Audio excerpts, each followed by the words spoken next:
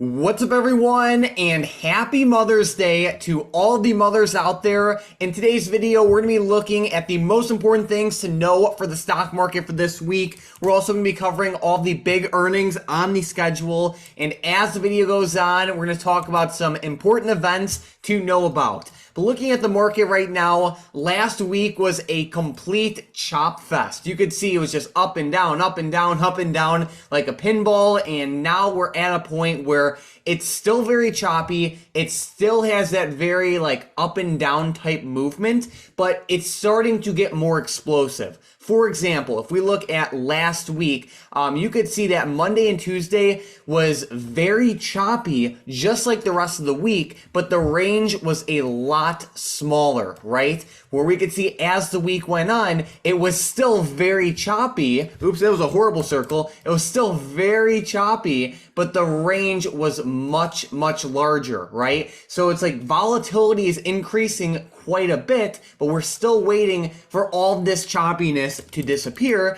And we do have some pretty important events on the schedule that can definitely make that happen. Now, as we all know, earnings has been very influential. So it's, obviously worth talking about. And for this week, while we don't have any big tech earnings like Apple or like, Microsoft or anything like that, we do still have some decent movers on the schedule. So we could see for Tuesday, I should say, we have Home Depot set to report earnings right before open, as well as Baidu right before open. So that's great. As the week goes on, we have earnings from Target before open on Wednesday.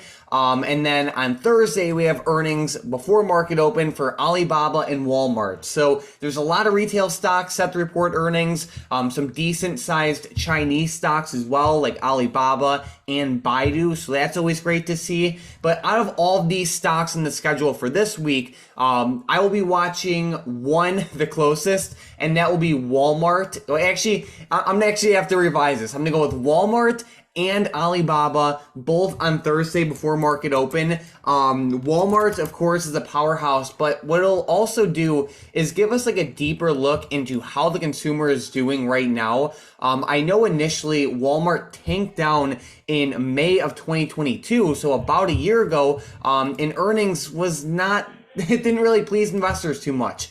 Basically, from the end of April of 2022 to the middle of May of 2022, Walmart went from $160 down to $117. And some of the options from this moved by like tens of thousands of percentage points, right? So Walmart does have some big moves. It just doesn't necessarily have the same level of hype to it as you could say a Google or Amazon or Tesla. But there are still some pretty big moves, and I'm gonna watch this release very closely to, obviously get a big move, but also to see how the consumer is doing and how Walmart overall is doing.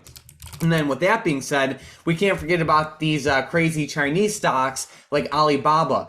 These types of stocks move big time off of news.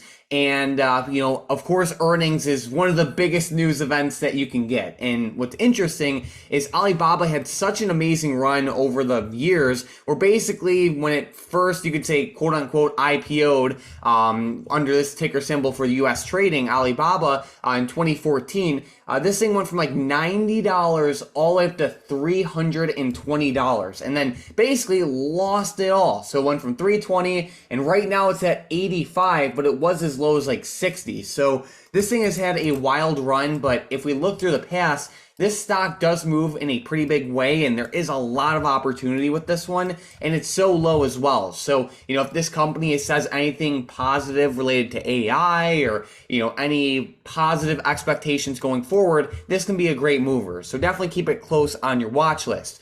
But what's also worth noting, and this is kind of scary, I saw this article on Yahoo Finance the other day where it basically talks about the recession that we're in and how it's somewhat scary. So basically, so far this quarter, 78% of earnings surpassed forecasts, which is awesome, right? Like you could go to Apple or, basically any other stock. And so far, a lot of these earnings have been pretty positive. There have been a couple that tanked down pretty badly, but for the most part, it's been a pretty positive earnings season so far.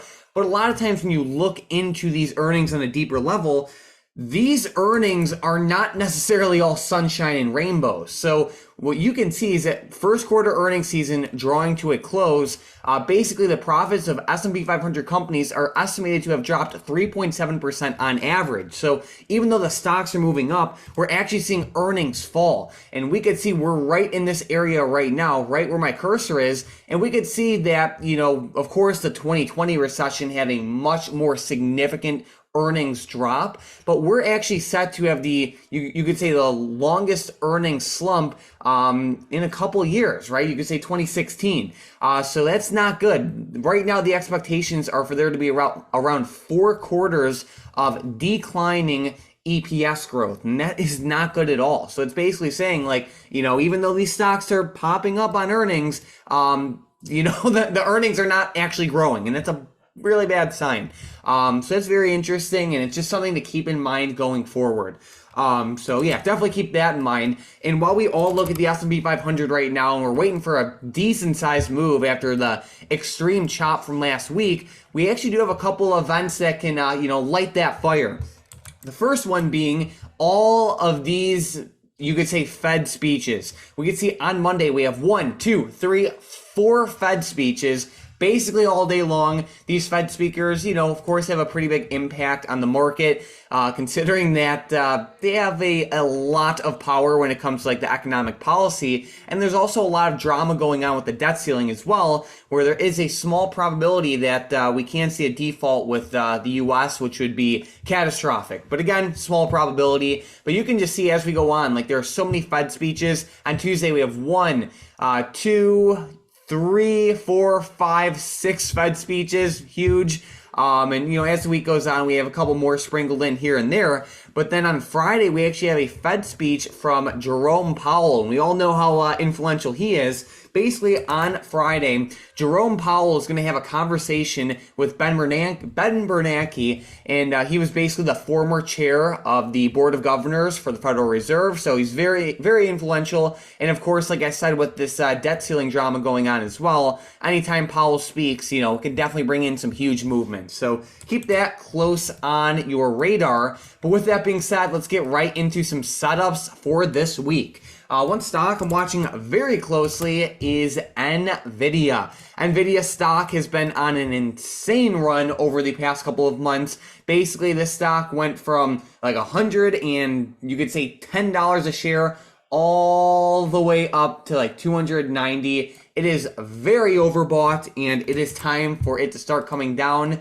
The trend is slowing a little bit, and I'm going to be watching this $280 level very, very closely. If I see a rip below like this $280 zone, I will definitely be looking at it for a play down. That could be put options or just shorting the stock in general. So it's a stock I'm watching pretty closely this week and even next. Another setup I'm watching very closely is Apple, which honestly is almost the same exact setup as NVIDIA.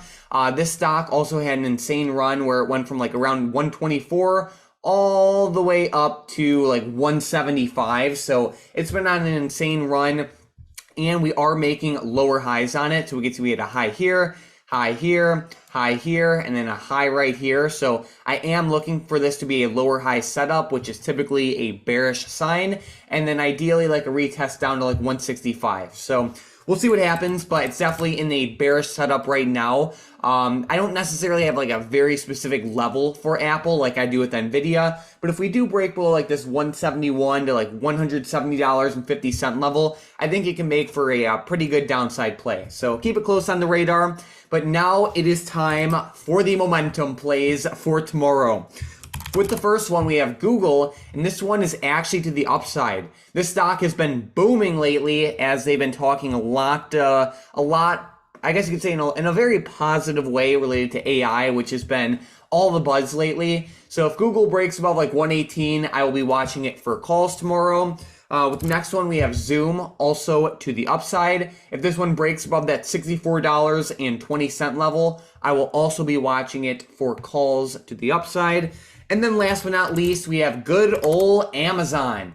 With this one, we have an upside level at 110.70. If it breaks above that, I'll be watching it for calls. And then we have a downside level as well, right around 109.30. If it breaks below that, I'll be watching it for puts. With that being said, it is now time for my favorite part of the video, and that is the big money trade of the day. We are looking at none other than XLE. Basically, $1.38 million was put into the XLE 78 strike put options that expire on September 15th of 2023. Basically, we can see, this is a bearish trade. $78 strike price is right at the money. And XLE is basically a bunch of like energy stocks all in one. So someone is betting some pretty big bucks that XLE and just the energy sector will fall in the short term. They have until like September 19th, but a lot of times the quicker the move, the better.